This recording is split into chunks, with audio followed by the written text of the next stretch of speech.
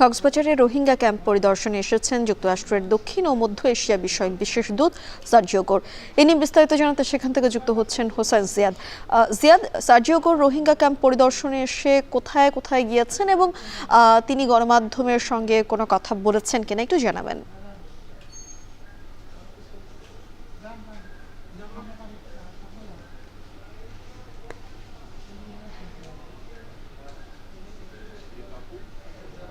এরপর রোহিঙ্গা ক্যাম্পের উদ্দেশ্যে রওনা দেন তিনি। আমরা কঠোর নিরাপত্তায় এই মুহূর্তে তিনি রোহিঙ্গা ক্যাম্পে এসে পৌঁছেছেন।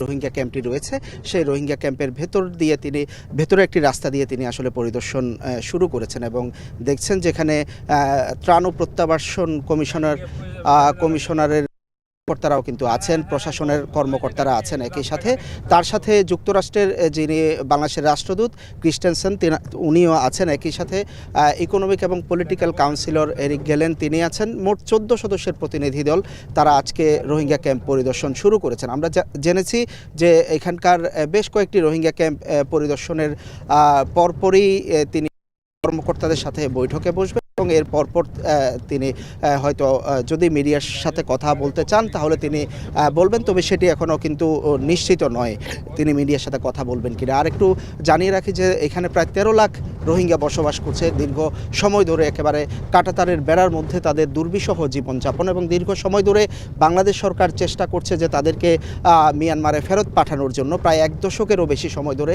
বিভিন্ন সময় প্রতিনিধি দল, উচ্চ পর্যায়ের কর্মকর্তা, জাতিসংঘের কর্মকর্তারা সহ একসময় জাতিসংঘের মহাসচিবও এসেছেন এবং তাদেরকে প্রত্যাশা দিয়েছেন। তারা আসলে স্বপ্ন দেখছেন কখন এই কাঁটাতারের বেড়া, এই ছোট্ট বন্দি জীবন শেষে তারা আসলে তাদের দেশে ফেরত যেতে পারবেন, তারা তাদের নাগরিকত্ব সহ ফেরত যেতে চান। তার পাশাপাশি এখানে তাদের আসলে শিক্ষা, স্বাস্থ্য, খাদ্য সব ধরনের সমস্যার মধ্যে তারা আসলে এখানে পড়েছেন।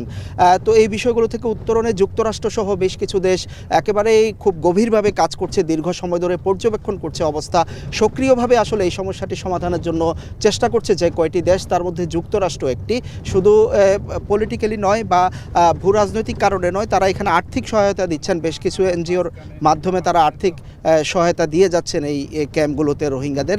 তো সার্বিক বিষয় আসলে তিনি দেখবেন। প্রথমবারের মতো তিনি এই কক্সবাজার সফরে আসলেন ক্যাম্পগুলোতে, তাদের সাথে নিশ্চয়ই কথা বলবেন, কমিশনারের সাথে কথা বলবেন এবং ভূ রাজনৈতিক যে প্রেক্ষাপট এই মুহূর্তে, সেই প্রেক্ষাপটে তাদেরকে ফিরিয়ে নিতে এখানে বিভিন্ন দেশের যে আলোচনা সেটির প্রয়োজন রয়েছে।